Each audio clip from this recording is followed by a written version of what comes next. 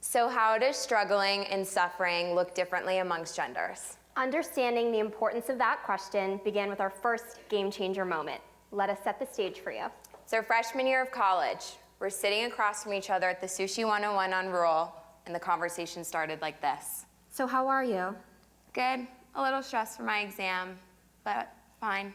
How do you feel like you're adjusting to freshman year? It's been a little chaotic, but good, I guess. Actually, I feel like I'm having a bit of a tough time. This transition's been more difficult than I thought it would be. I'm struggling too. College has been really hard. That breath. A moment of release when we realized we weren't alone. Somehow two separate experiences became one through shared connection.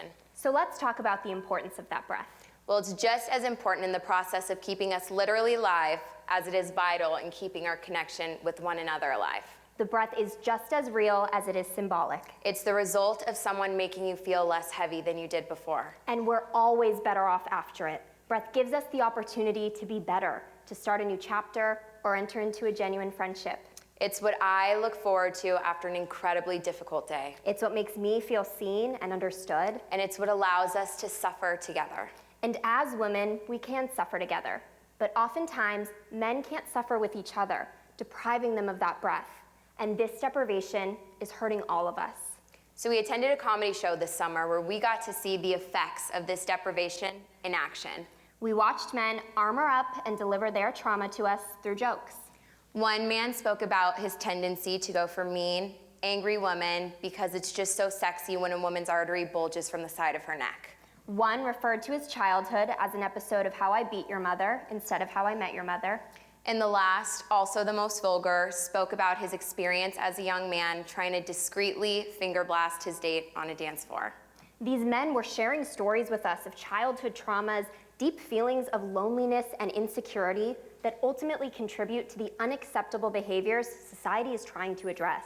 Because these men didn't like women, and they didn't like themselves. And while the audience laughed, both men and women, we felt unsettled.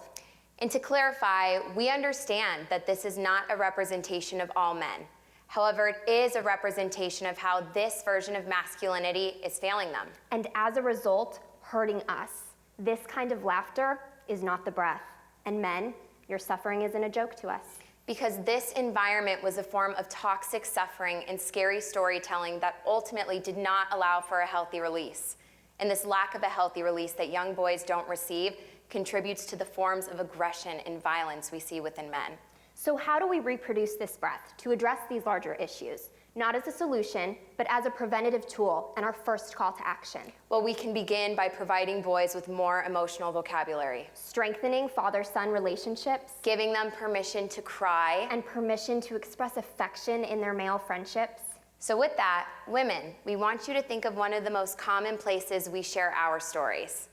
Within our friendships. Natalie and I are allowed to connect and suffer together. Sushi 101. The breath. Our femininity in the way it is societally understood allows us to connect and suffer with each other. Whereas masculinity doesn't. When men release, it's often with women or not at all. And really, that's a lot of emotional labor for us.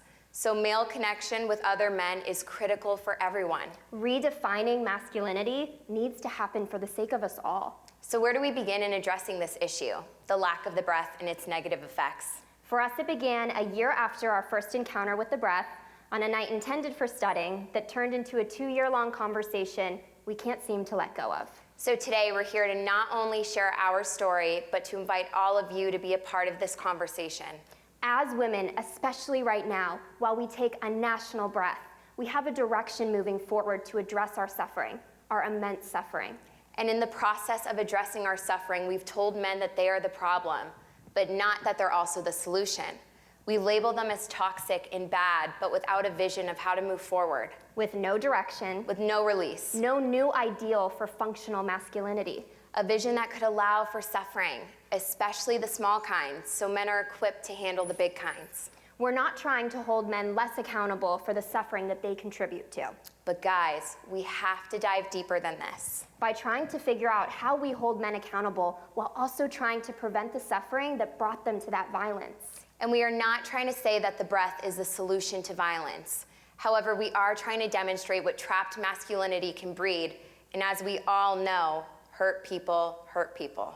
Instances of domestic violence, the increasing rates of mass shootings, and hurt people hurt themselves too. The highest rates of suicide are among men. We want to create a dialogue that allows for breath. Breath between men. This conversation has to begin among you. And for the rest of us, we have to be receptive to a new idea of what it means to be a man. So that we can all Exhale together. Thank you.